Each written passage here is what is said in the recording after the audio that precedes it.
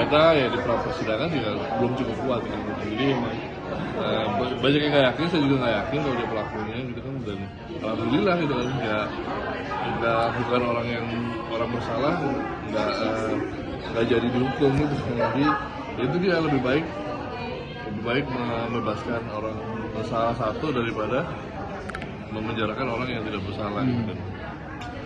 Ya itulah, senang sih si Peggy bisa bebas, dan semoga kalaupun ada yang lain yang salah tangkap dibebaskan juga lah gitu.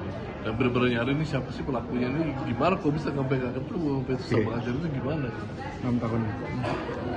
Tapi kan jadinya ya, efek filmnya yang Mas garap itu kan luar biasa, sampai akhirnya pro kontra. Nah itu sebenarnya ada nggak sih kebayang Mas, ini bakalan begini nih gitu ya? Sebenarnya dari dulu ya, mungkin bukan cuma di Indonesia, dari luar gitu. Salah satu fungsinya film itu gitu. Kita menjadi kontrol sosial gitu.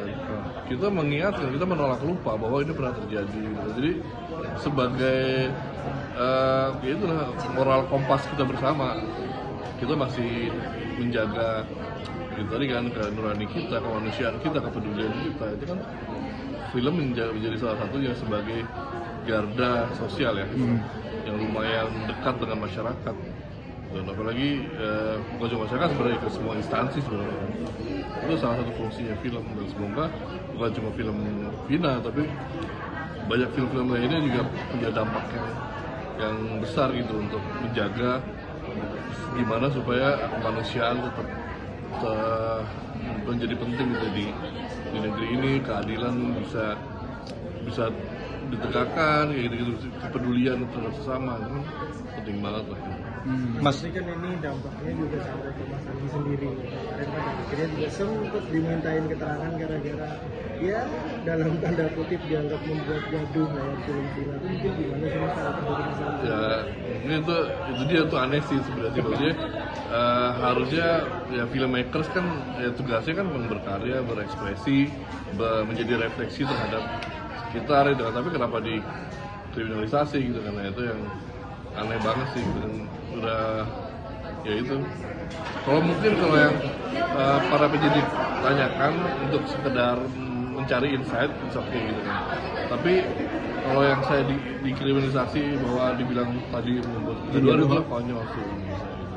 Kalau saya nggak bisa berbicara, dilarang untuk berekspresi, untuk berpendapat, ya berarti udah mati dong demokrasi di negara ini. Apalagi datangnya dari seorang yang emang tugasnya mau menyampaikan cerita, menyampaikan pesan di dalam cerita gitu. Jadi konyol sih kalau itu dilarang gitu. Dan buat saya ya nggak apa-apa, saya jalani aja sebisa mungkin untuk sebaik mungkin lah semuanya. Semoga Pak penyidik yang emang menginterview saya itu 3 kali 3 panggilan, 3 kali saya datang, bisa menjadi ya membantu lah segalanya walaupun sedikit. Mas, dari 3 panggilan itu mungkin seputar apa aja sih Mas? Mungkin lingkupnya gitu dari pertanyaan dari penyidik. Kalau yang pertama panggilannya kan di Polda tuh, di Jabar kan. Itu ditanyain seputar kasusnya. Ya saya tahu apa ya saya tahu aja gitu. Terus ditanya juga niatnya apa, membuat apa segala macam, ada agenda apa, itu kan ya nggak ada niat apa-apa, niatnya yang membuat film gitu, menjadi refleksi, menjadi kontrol sosial, mencari nafkah juga untuk keluarga. Ya sebagaimana kita para pembuat film yang lainnya. Terus kalau yang di dua setelahnya di Jakarta itu tentang sama sih, isinya tentang film itu kenapa dibuat segala macam, ada insight apa, ada tahu pelaku apa segala macam, sampai ke YouTube channel ini channel itu kenapa enggak. Jadi ada beberapa yang CCTV apa yang hoax yang mana, kita jadi saksi untuk memilah di mana yang kita syuting, mana yang enggak, kayak gitu. Lumayan banyak sih. Mungkin selesai dengan kisah nyata yang satu di sini, sekarang sambil lanjut lagi ke kisah nyata yang lain. Promolio siap nggak nanti kalau bakal ramai lagi, karena kan ini kan Promolio kan mitos ya Mas Igor. Iya, Promolio memang mitos, tapi ceritanya tuh sama, ada sedikit yang mengingatkan juga bahwa ada